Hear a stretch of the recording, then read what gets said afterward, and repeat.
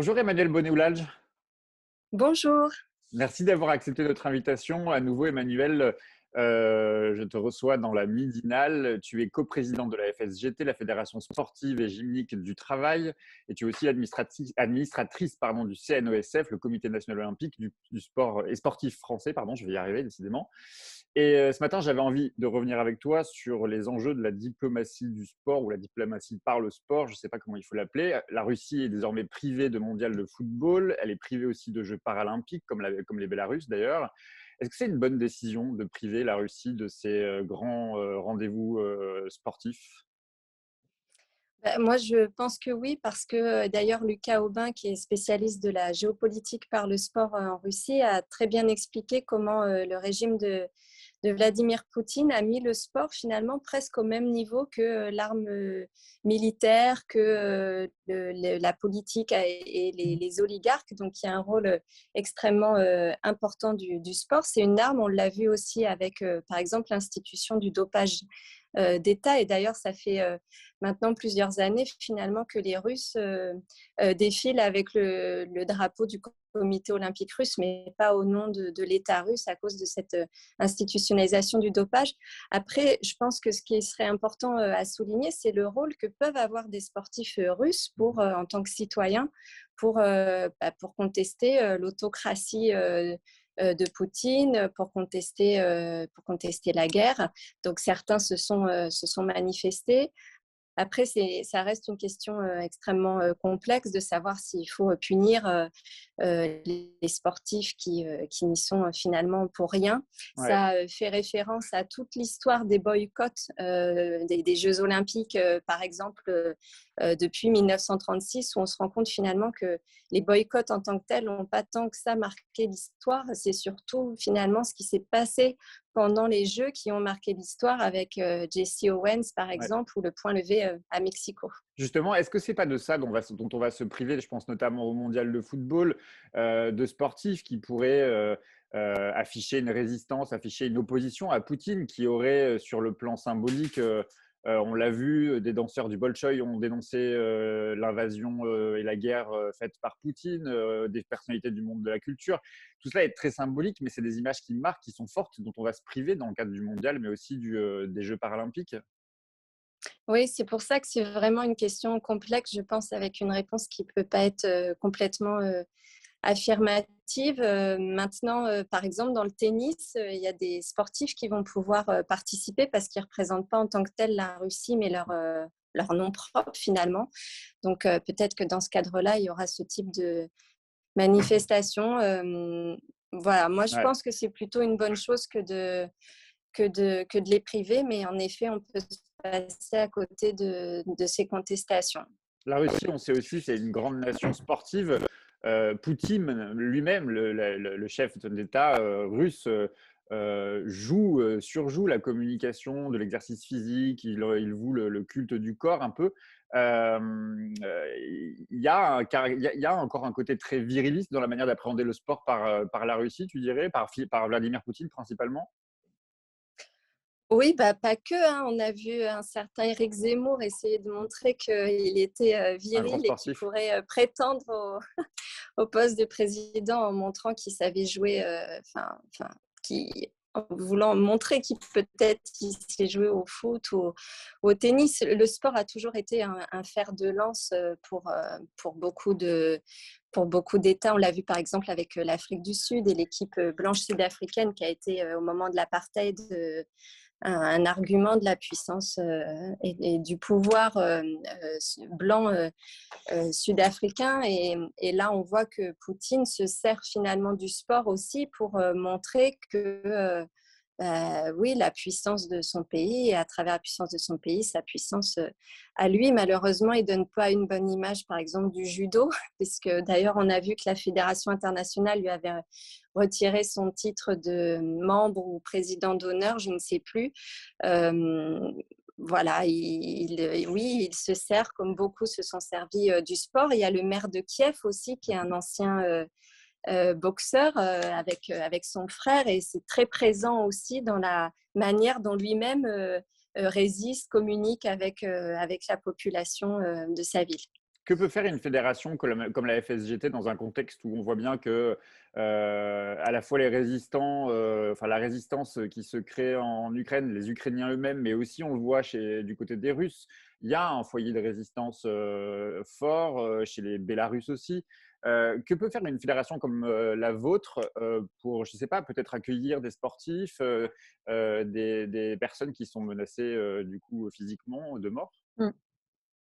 Alors nous, c'est vrai qu'on n'est pas concerné directement par le haut niveau. Donc la FSGT n'a pas de sportifs en Russie, n'a pas de sportifs russes accueillis en France. On n'a pas à se poser la question des manifestations sportives internationales. Mais nous, ce qui nous paraît important, et d'ailleurs on a communiqué dessus, c'est la question de la culture de paix. La FSGT, elle est née en 1934 dans la lutte contre le fascisme, la montée du nazisme en Europe. Et donc, oui, pour nous, ça questionne le rôle des organisations associatives et notamment sportives pour questionner la culture de paix au quotidien et j'ai envie de dire partout parce que oui, c'est fondamental de pouvoir organiser les réfugiés, mais la FSGT, elle est aussi depuis plusieurs années dans les maraudes, dans les Alpes, pour venir à la rencontre des réfugiés d'Afrique, des réfugiés afghans. Il y a aussi une mobilisation qui a été engagée par Marie-Georges Buffet pour qu'il y ait des Afghanes aux Jeux olympiques et paralympiques en 2024. Donc la FSGT, elle s'associe à toutes ces initiatives. Donc oui, j'espère qu'on pourra aussi jouer notre rôle concrètement dans cette situation, mais elle est universelle et Ouais. internationale et ne peut se limiter seulement à la situation qu'on vit aujourd'hui. On vient de traverser une crise sanitaire, on est encore dans la crise sanitaire, mais elle a l'air loin derrière nous, avec vu l'actualité. Quel bilan vous tirez, vous, de cette période sur le plan sportif ou sur le plan de la pratique du sport qui a été quand même considérablement Fortement affectée, impactée. Ouais. les salles et stades fermés. Quel bilan vous tirez justement sur la pratique du sport aujourd'hui? En fait, aujourd'hui, nous, à la FSGT, il nous manque encore 15% de nos adhérents par rapport à la saison d'avant la crise sanitaire. Et surtout, ce qui est important de souligner, c'est que c'est la vie associative qui a été impactée, pas seulement le sport en tant que tel. Le sport, il a aussi repris sous des formes différentes, non associatives. Mais les petites structures associatives, elles, ont été impactées parce qu'on voit bien quand elles reposent sur une ou deux personnes, eh bien, le Covid a aussi peut-être modifié les habitudes. Et donc, voilà, il y a un impact sur la vie associative. Mais le Covid a aussi révélé d'autres formes de vie associative et a repris de manière plutôt extraordinaire sur certaines activités à la FSGT. Par exemple, sur la montagne Escalade, il y a beaucoup de Parisiens qui sont partis aussi de la région parisienne et qui développent là des nouveaux réseaux associatifs solidaires aussi sur la montagne Escalade dans d'autres grandes villes de France et dans leur périphérie. Et de ce point de vue-là, on est très content. Mais il y a une alerte et on parlera certainement des présidentielles après. Ouais. Les enfants ont perdu 20% de leur capacité cognitive et physique pendant le Covid. Donc, il y a une situation sanitaire, il y a une forme de bombe à retardement qui est extrêmement grave. Et s'il n'y a pas des réponses en termes de politique publique pour faire en sorte que le sport, ce ne soit pas juste comme le préconise Jean-Michel Blanquer, le fait de bouger 30 minutes à l'école, mais que ce ne soit pas une réelle appropriation de son corps, mais je pense qu'on passera à côté de cet enjeu fondamental du droit au sport pour tous et toutes. Justement, tu parlais de Jean-Michel Blanquer, le ministre de l'Éducation nationale, il dit vouloir remettre les fondamentaux au cœur du projet scolaire. On entend beaucoup des candidats à l'élection présidentielle le dire. D'ailleurs, il faut des mathématiques, il faut du français. L'éducation physique et sportive, elle a été bien traitée sous ce quinquennat. C'est l'un de ces fondamentaux dont parle Jean-Michel Blanquer. Non, elle a été maltraitée dans le sens où justement on veut la remplacer ou la substituer par l'idée que tous les jours, eh bien, il y aurait 30 minutes d'activité physique et sportive, sauf que si on déconnecte l'activité physique et sportive d'un enseignement, d'une entrée par le jeu, finalement, on passe à côté de ce qu'est le sport. Le sport, c'est pas juste se bouger. Le sport, c'est aussi pouvoir être capable de créer des connaissances cognitives dans la relation aux autres, dans le développement d'une stratégie, etc.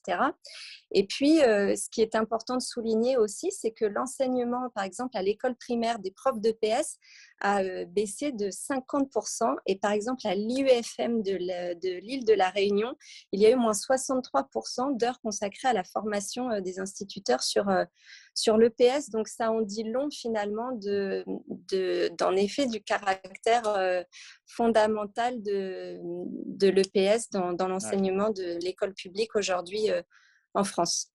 J'ai une dernière question, Emmanuel. Oui. Emmanuel Macron n'est toujours pas officiellement candidat à sa succession. Alors hier, avec la crise sanitaire, même si elle est toujours là, aujourd'hui, avec la guerre en Ukraine, les débats ont du mal à s'imposer. On est dans cette campagne Tefal, comme dirait Brice Teinturier, rien n'accroche. Autant dire que le sport est loin d'être un enjeu de cette C'est sûr. Qu'est-ce que vous allez faire, vous, à la FSGT, justement? Ben, Et nous, on ailleurs, a c'était aussi publié. administratrice de Oui, voilà. l'ASF. Alors, le Comité national olympique et sportif français va organiser une audition le 17 mars prochain avec l'idée qu'il n'y aura que les candidats et non pas leurs représentants. Donc, j'espère évidemment qu'ils viendront. C'est vrai que dans le contexte actuel, on peut se dire que le sport, c'est quand même pas une priorité. D'ailleurs, on a entendu très peu de candidats dans leurs médias ou même dans les programmes parler de sport, sauf que quand on parle de sport, on parle de loisirs, on parle du temps libéré, on parle d'autre chose que de la vie au travail, on parle d'autre chose que des rapports de domination. On parle finalement du droit de jouer, du droit de respirer, du droit de s'approprier la pleine nature, du droit à des relations humaine solidaire. Et donc, c'est comme la culture dont on n'entend pas beaucoup parler non plus. À force de se concentrer sur l'urgence, on peut en oublier parfois l'essentiel. Et en tout cas, c'est ce qu'on essaye de promouvoir à la FSGT. Nous, on met l'être humain au cœur de l'activité physique et sportive. Et donc, pour ça, il faut une réduction du temps de travail, il faut du temps libéré. Par exemple, il faut continuer à garantir les principes fondamentaux de la laïcité et ne pas essayer de l'instrumentaliser comme c'est fait aujourd'hui dans un contexte délétère absolument abject. Eh ben, merci beaucoup, Emmanuel. Et écoute, on suivra ces auditions le 15 mars. Elles seront en public? 17 Le mars 17 mars, au elles seront matin. publiques? Elles seront publiques? Je pense. Ok. Je pense. Toutes les infos sur le site du CNOSF. Merci beaucoup. Merci beaucoup. À bientôt.